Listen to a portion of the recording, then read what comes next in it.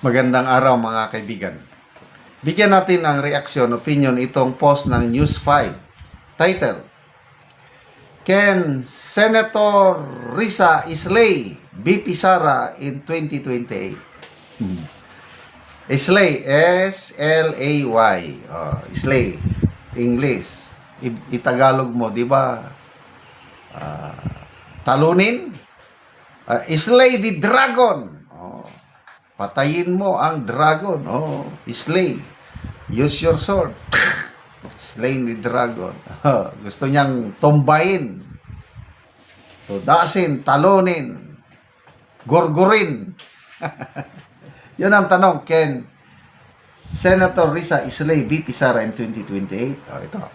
May statement kasi si Risa tungkol dito Naniniwala si Senator Risa Hontiveros na kayang talunin ng isang united opposition si Vice President Sara Duterte sakaling tumakbo ito sa 2028 elections.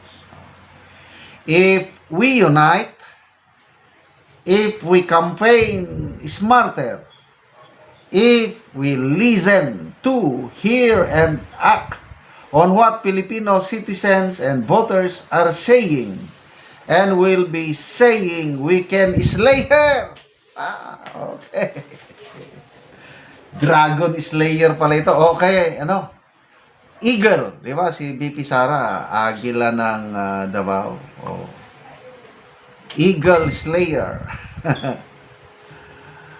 We can slay her, sabi ng senadora sa forum ng Foreign Correspondent Association of the Philippines. Giit ni Hontiveros, willing siyang tumakbong pangulo kung siya ang pipiliin ng oposisyon. Ito yung post ng News 5. I-quote ko lang. Basahin ko. I believe the opposition can slay, tumbahin, tudasin, gurgurin Vice President Sara Duterte's candidature. It's only if we unite that we will have a fighting chance. Tingnan natin. People who reacted. 48,000 ang nag-react. 44,000 ang tumatawa. 3,400 ang nag-like, 994 ang nag-love. So, ilang percentage yan? Nasa 90% tumatawa kay Senator Risa. Hindi sila naniniwala. Basa tayo sa mga comments.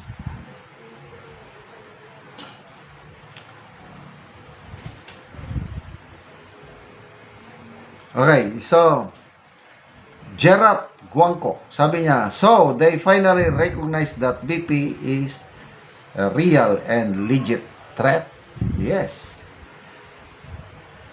Sanrico Edsa, yes, naniniwala talaga ako kay Madam Risa na matatalo niya si BP Sara sa next election. Walang duda. 100% in her dreams. Sarcastic. Sa panaginip nyo lang po, Senator Risa, na matutumba nyo, magurgur nyo si BP Sara. Shenshen, Sara is living rent-free in their minds. John Paul, so you admit that you are the challenger here? Yes, siya na nga yan. Kevin Lumapas, forever in pursuit, forever sour, chasing the crown, eating dust, trying to outshine the sun. Maybe in her dreams. Frank Pangkoy, wishful thinking. If they're confident that they can defeat Sara, they would not waste their time trying to impeach her. O nga, kung talagang, gano'n lang yun Sino ba yung nagsabi Senator Amy man siguro, Senator Alan Peter Cayetano.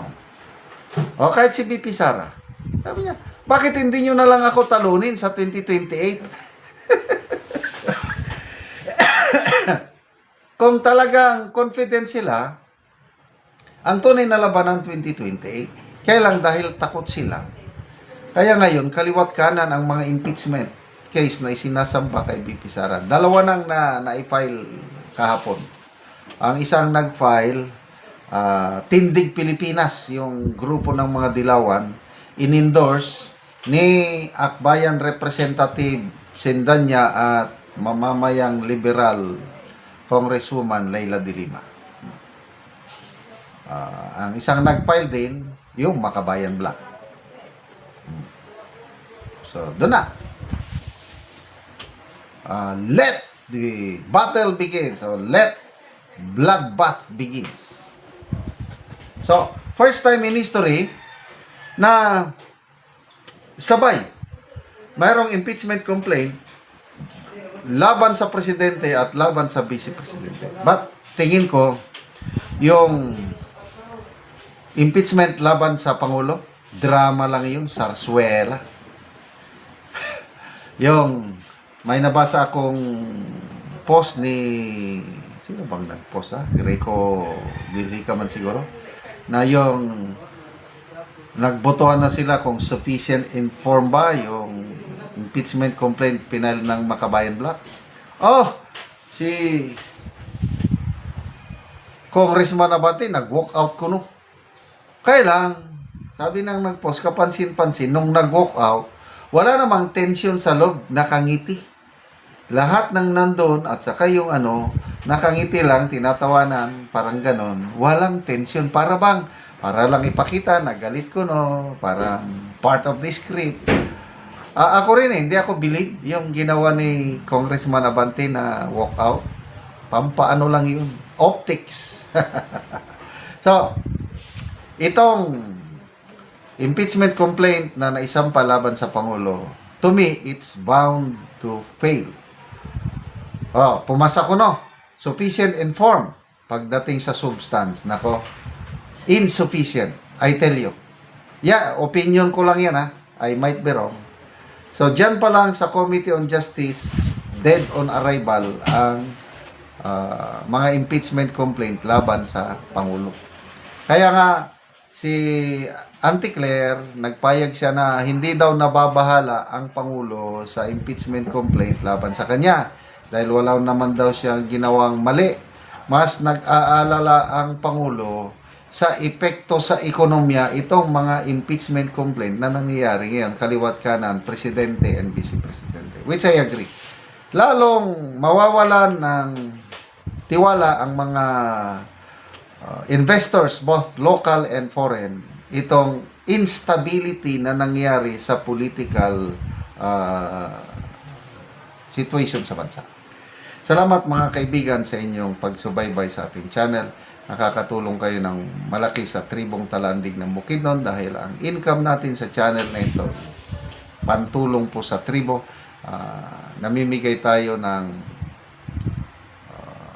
yero at pako, libreng yero at pako para makapagpatayo sila ng kanilang mas maayos na tirahan. Panoorin nyo ang video nito. Karon mo na niyang matagaan og yero si Kuya. Okay, salamat.